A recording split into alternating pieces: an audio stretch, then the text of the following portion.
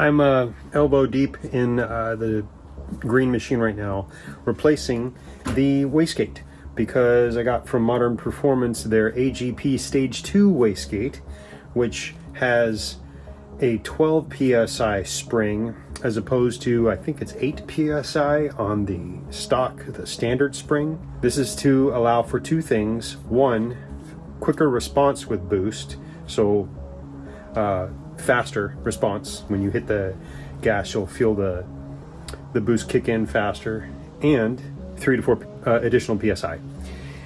Here is the difference.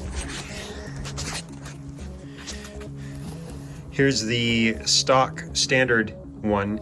Now the deal with this AGP Stage 2 is that it looks identical. It's supposed to, so that, you know, if you're in a place with regulations as far as upgrading boost or your turbo or anything like this, like that, it won't, you won't get dinged for it.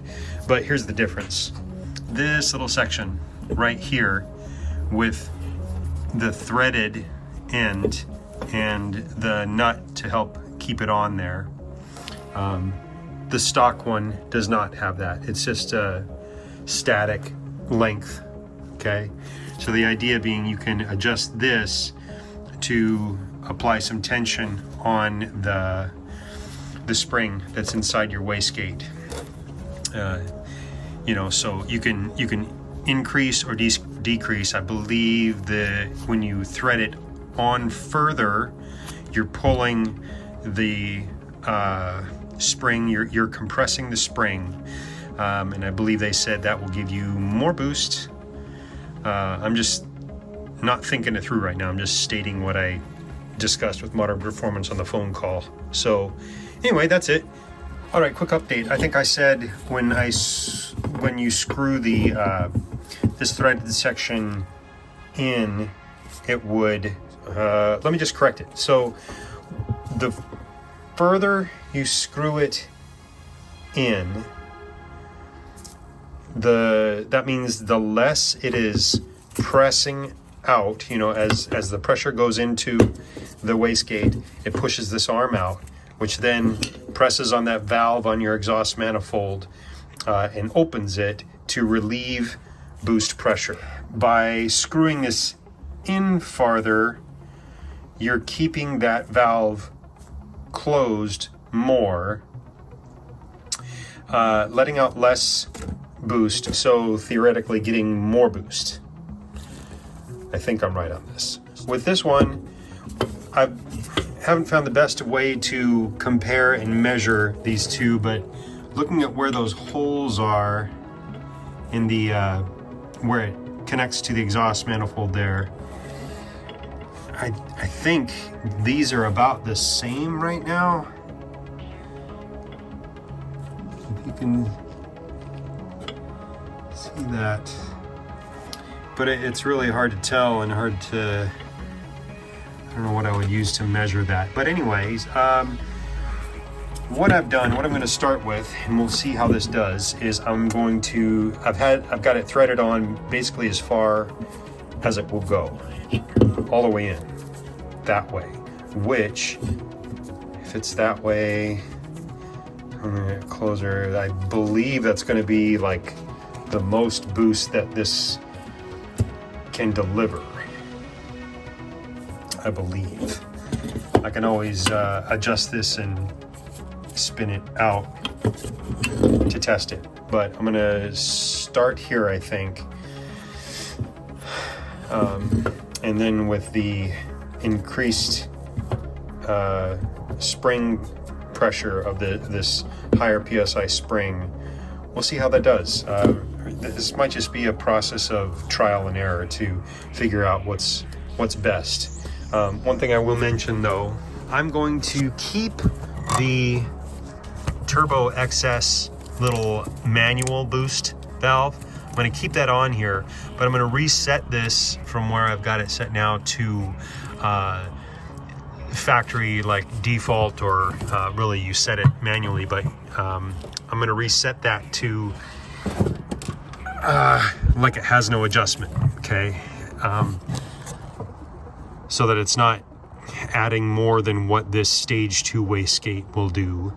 And then I'll see if I want to add any more, or I can, and just see how that goes with the boost. The only other thing I was going to say is that I was curious if you were able to feel the difference between the spring in the stock, I guess stage 1 stock, that spring,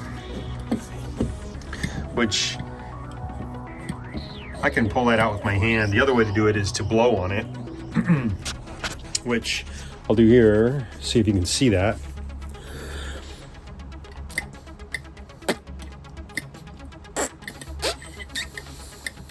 I don't know if you can see it. Anyway, I can blow on that and make it move. This spring. This one, the stage 2, not so much.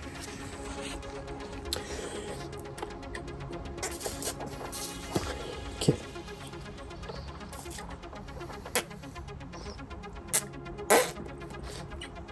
Yeah, it's definitely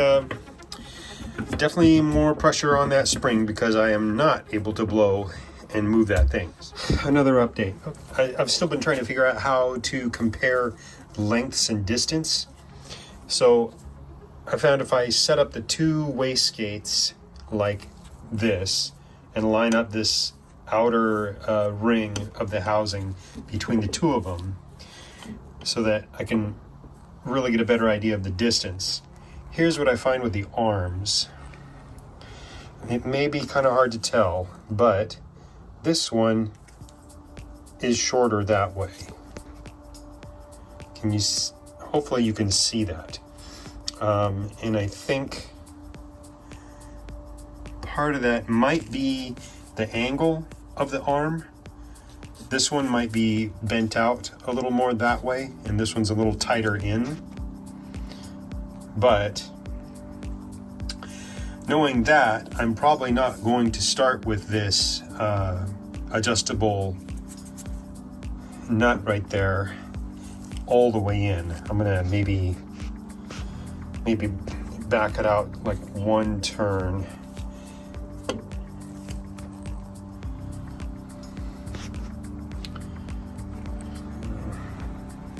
Yeah, they're I think they're at a different angle. That's what it is. You can see how the angle, see of that flat plate versus this flat plate, or that section. This one's tilted down a little more.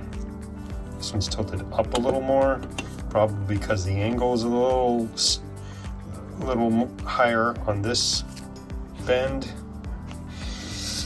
That's a guess, but anyway, this one is in further, so it's pulling the valve, the flapper that opens in the exhaust manifold, pulling that shut harder. Okay, that's what that's doing. So I'm gonna back it out. I think a full 360 turn, just so I'm not overdoing it, especially because I'm going to keep that Turbo XS manual boost control on there as well. Let me see if I can get my camera in here. You can kind of see that there's the arm of the wastegate. There's the arm of the wastegate going down. And you can see the threaded portion right there below the heat shield. What I found was the that adjustable little nut that would increase or decrease the length of that rod down there, thereby pulling this further out, the pulling diaphragm out, in essence keeping the valve, the flapper, shut more in the exhaust manifold, causing there to be more boost. Anyway, that was a long way of saying that. I found that threads on, at least in my case, on this arm, the number of threads equated to 7 full rotations of that nut.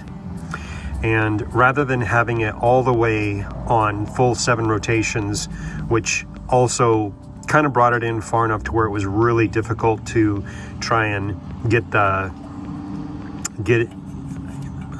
install it on the little flapper, you know, put the arm on there, and then be able to get the bolts, you know, get the wastegate put up against the turbocharger and put in the bolts. That was pretty difficult. So, instead of wanting to go full on intense that way, which might have been really tight, maybe overtaxed the turbocharger and caused extra heat and all kinds of issues, I backed it out to 4 total rotations in. So I backed it out 3 full rotations from all the way in, which was 7 again.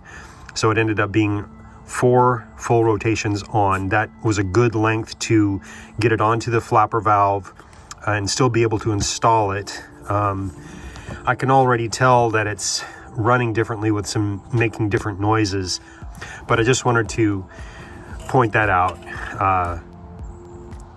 how far I chose to thread that end piece on, in case you want to try that as a starting point.